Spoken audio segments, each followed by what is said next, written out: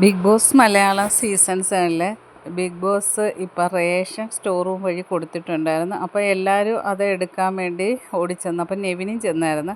അങ്ങനെ നെവിന് ഒരു സംശയം ഉണ്ടായിരുന്നു, അതിലെ പൈസ ഉണ്ടാകുമോ എന്ന്. അങ്ങനെ എല്ലാം തുറന്നു നോക്കുമ്പോൾ നെവിന് ചെക്ക് കിട്ടി. അങ്ങനെ നെവിന് ഇതും കൊണ്ട് ഓടുവാണ്. അപ്പോൾ ആദില പറയുന്നുണ്ട് എന്തോ അവന് കിട്ടി, നൂറ അവന് ഓടിയെന്ന് പറയുന്നു. അങ്ങനെ നൂറ പുറകെ ഓടിച്ചെന്നിട്ട് പറഞ്ഞു അതെന്താണെന്ന് വെച്ചാൽ താതാന്ന് പറയുന്നത്.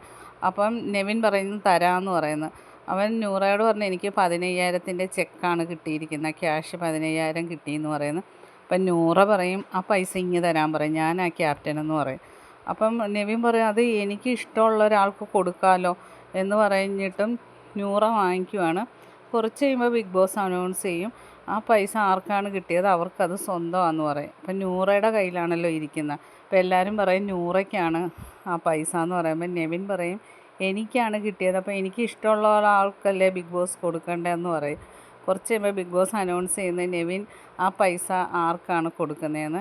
അപ്പം നെവിൻ പറയും ഞാനത് കൊടുക്കുന്നത് അക്ബറിനാണെന്ന് പറയും. അപ്പോൾ അക്ബർ ആകെ അന്തിച്ച് നിൽക്കുകയാണ്. അങ്ങനെ ആ പൈസ 15,000 ചെക്ക് നെവിന് അക്ബറിന് കൊടുത്ത്. അങ്ങനെ അക്ബർ ഓടി വന്നിട്ട് അത്ഭുതം കൊണ്ട് കെട്ടിപ്പിടിച്ച് മുത്തുമാണ് നെവിനെ ചെയ്യുന്നത്. ബാക്കി അപ്ഡേറ്റായിട്ട് വീണ്ടും കാണാം.